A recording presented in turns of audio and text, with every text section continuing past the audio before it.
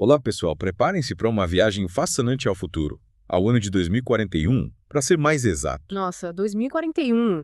Parece tão distante, mas ao mesmo tempo tão perto. É verdade. E nosso guia para essa aventura é o livro 2041, Como a Inteligência Artificial vai mudar sua vida nas próximas décadas. Ah, de Kai-Fu Lee e Chen Fan, certo? Li esse livro, é incrível. É sim, e o que me chamou a atenção foi a forma como ele mistura previsões sobre IA com contos. Sim, sim. Histórias que te transportam para esse futuro moldado pela IA. Exatamente. E é isso que a gente vai explorar nesse nosso mergulho profundo. As previsões e como essa tecnologia, essa IA, pode revolucionar tudo.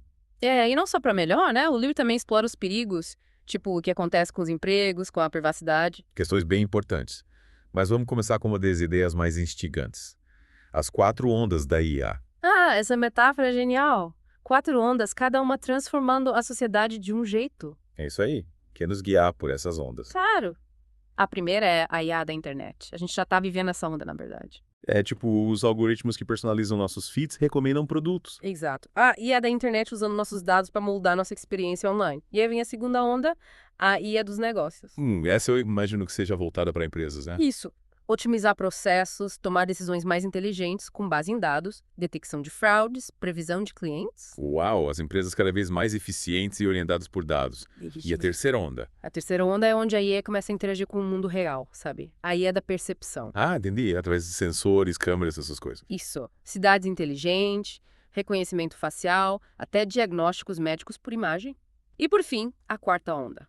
A mais impactante de todas. A quarta onda. Essa eu tô curioso. A IA autônoma. Máquinas operando de forma independente no mundo real. Casos autônomos, robôs. Essa é a era dos Jetsons finalmente chegando. Exatamente. É uma ideia empolgante, mas que dá um frio na barriga também. Afinal, quanta autonomia a gente quer dar para a IA? É verdade. Mas além dessas ondas, o livro também se aprofunda em tecnologias específicas, como o Deep Learning. Ah, o Deep Learning, a força motriz por trás de muitos avanços da IA. É tipo o AlphaGo que derrotou um campeão mundial no Go, né? Sim, mas o livro também explora as limitações do Deep Learning. Ele precisa de muita informação, um foco específico. Então não é essa solução mágica que às vezes a mídia pinta, né? Exato. O Deep Learning funciona de um jeito bem diferente do cérebro humano. Nós aprendemos com poucos exemplos, generalizamos conhecimento. E aí ainda precisa de milhões de exemplos para aprender algo específico. E essa diferença é explorada no conto O Elefante Dourado. Ele mostra um futuro com personalização extrema, mas que levanta questões éticas. O Elefante Dourado.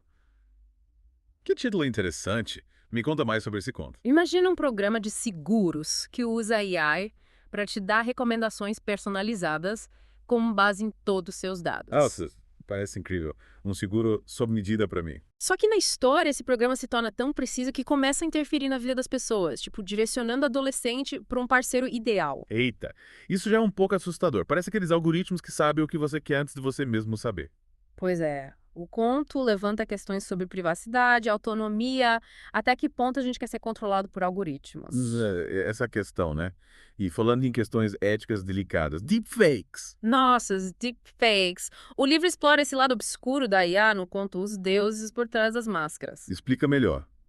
O que são deepfakes? São vídeos, imagens, áudios manipulados por IA para mostrar alguém fazendo algo que nunca fez. Tipo, colocar palavras na boca de um político, criar um vídeo falso de uma celebridade. Exatamente. E com a tecnologia avançando, está cada vez mais difícil de detectar. Imagina as consequências. Espalhar notícias falsas, manipular eleições. É assustador. Sim, o livro fala de uma corrida armamentista entre os criadores e os detectores de deepfakes. Caramba. É como um jogo de gato e rato, com a verdade em jogo. A gente precisa ter muito cuidado com o que a gente vê e ouve online. Desenvolver senso crítico, sabe? Concordo. Não dá para ser ingênuo desse mundo digital. E, por falar em desafios, a educação. Ah, o livro tem um conto sobre isso também, né? Dois pardais. Isso. Me conta como a IA impacta a educação 2041. Imagina cada aluno tendo um VPAUS, um companheiro de aula que personaliza o aprendizado. Nossa, um professor particular virtual. Parece revolucionário. Mas será que funciona? Na história funciona muito bem, mas alguns temem que isso transforme as crianças em máquinas de competição. Sei. Será que a gente vai formar indivíduos completos ou só robôs que processam dados? O livro coloca essa questão em debate, mas também enfatiza a importância dos professores humanos. Faz sentido. A IA pode ser uma ferramenta, mas a conexão humana ainda é fundamental, né? Assim, especialmente para desenvolver habilidades como empatia, criatividade. Habilidades que as máquinas ainda não dominam, né? E por falar em áreas onde a IA pode ser uma aliada poderosa, a saúde. Ah, sim. O conto Amor no Tempo da Covid mostra como a IA pode ajudar a combater pandemias e melhorar os cuidados de saúde. Rastreadores, diagnósticos, até robôs cirurgiões. É, mas o livro também adverte sobre os perigos de confiar cegamente na IA. Lembra do Watson da IBM? Sim, aquele sistema que era para revolucionar a medicina, mas Ele não correspondeu às expectativas. A IA na saúde precisa ser implementada com cuidado, com foco em complementar as habilidades dos médicos. sem dúvida. A tecnologia é uma ferramenta poderosa, mas não pode substituir a expertise humana. Exato. E agora, que tal a gente falar de transporte? Ah, os carros autônomos. Vamos. Um tema que sempre me fascina. O livro fala disso. Uhum. Sim, em O Fantasma, os carros autônomos, ou viés, já são parte do dia a dia. Então, em 2041, a gente já pode tirar um cochilo enquanto o carro dirige sozinho. Em teoria, sim. O livro descreve os diferentes níveis de autonomia, os benefícios para a segurança. Mas, claro, também tem os desafios, né? Questões éticas, acidentes. Sim. O Fantasma mostra um motorista lidando com as consequências de um acidente causado por um viés. Nossa, que situação. Quem é o responsável nesse O caso? livro levanta essa questão, e muitas outras. Como as cidades vão se adaptar? O que vai acontecer com o transporte público? São muitas mudanças. E para finalizar essa primeira parte do nosso mergulho, computação quântica. Essa é uma área que está envolta em mistério, né? Me explica rapidinho o que é e por que tá importante. A computação quântica usa as leis da física quântica para fazer cálculos. É absurdamente mais rápida que os computadores de hoje. Qual é o problema disso? O problema é que ela pode quebrar a criptografia que protege nossos dados. Nossa. Então, bancos, mensagens, tudo vulnerável. O conto Genocídio Quântico explora esse perigo. Ele mostra como a computação quântica pode ser usada para criar armas autônomas. Tipo, robôs assassinos, Não. que medo. É uma possibilidade assustadora que destaca a necessidade de controlar essa tecnologia. Antes de a gente terminar essa primeira parte, queria tocar num tema fascinante. A IA e a busca pela felicidade. Ah, sim. O livro aborda isso no conto A Ilha da Felicidade. Me conta, a EA pode realmente nos fazer felizes. Na história, a IA é usada para analisar dados e criar experiências personalizadas que maximizam o bem-estar. Nossa, que sonho. Mas será que a felicidade pode ser programada? O livro questiona isso. Afinal, a felicidade é subjetiva, complexa. Será que a gente pode confiar essa tarefa aos algoritmos? E a ética? Até que ponto a gente quer ser manipulado para ser feliz? São questões importantes. Afinal, a gente busca a felicidade real ou só uma ilusão criada por algoritmos? Nossa, essa primeira parte já foi intensa. Exploramos tantas áreas, desde as 4 ondas da IA até a busca pela felicidade. É a verdade. E isso é só o começo. Ainda tem muito para discutir sobre o futuro da IA em 2041. Exatamente. Então, voltem para a segunda parte do nosso mergulho profundo, onde vamos explorar ainda mais o impacto da IA em nossas vidas. Preparem-se para mais reflexões, mais contos instigantes e mais perguntas que nos farão repensar o futuro da humanidade. Bem-vindos de volta à nossa viagem rumo a 2041. É isso aí. Retomando nosso mergulho profundo nesse futuro moldado pela inteligência artificial. E dessa vez, vamos explorar um tema que, para muitos, é a grande questão quando se fala em AI. Qual tema? Me deixa curioso. O futuro do trabalho.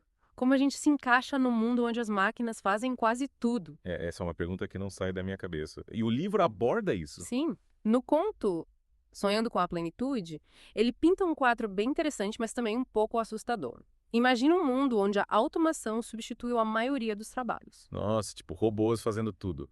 E a gente faz sim o que faz. Essa é a questão, né? A história apresenta o conceito de mula, um sistema que incentiva as pessoas a contribuir para a sociedade mesmo sem empregos tradicionais. Peraí, mula. Tipo, uma moeda. Mas se não tem trabalho, como a gente ganha essa moeda? Aí que tá o pulo do gato. Você ganha mula por atividades que beneficiam a comunidade. Voluntariado, cuidar da família, até mesmo desenvolver projetos criativos. Então é como se você fosse recompensado por ser um bom cidadão. Exatamente. É uma forma de dar propósito e valor num mundo onde o trabalho, como a gente conhece, não é mais necessário. Interessante. Mas e a preguiça? A galera não ia querer só ficar de braços cruzados recebendo mula sem fazer nada. O livro explora essa questão também. Afinal, a natureza humana é complexa. Tem gente que sempre vai tentar levar vantagem, né? Sempre. Na história, alguns personagens tentam manipular o sistema do Mula, mostrando que mesmo num futuro utópico, os problemas persistem. Parece que não tem jeito, né? A gente sempre arruma um jeito de complicar as coisas. A tecnologia pode até mudar o mundo, mas a gente continua sendo a gente. Entendi. Mas então, qual a solução? Estamos destinados a ser dominados por robôs e viver num mundo sem propósito. Calma, não é bem assim. O livro nos convida a repensar o conceito de trabalho. Talvez não precise ser essa coisa chata e obrigatória. Talvez a gente possa encontrar novas formas de contribuir, de usar nosso tempo livre para algo que realmente nos motive. Aí sim, desenvolver nossos talentos, cuidar uns dos outros, quem sabe até inventar novos tipos de trabalho. Quem sabe o futuro não seja tão sombrio assim. Mas, voltando ao livro, ele só fala de trabalho. Não, ele explora outras áreas também.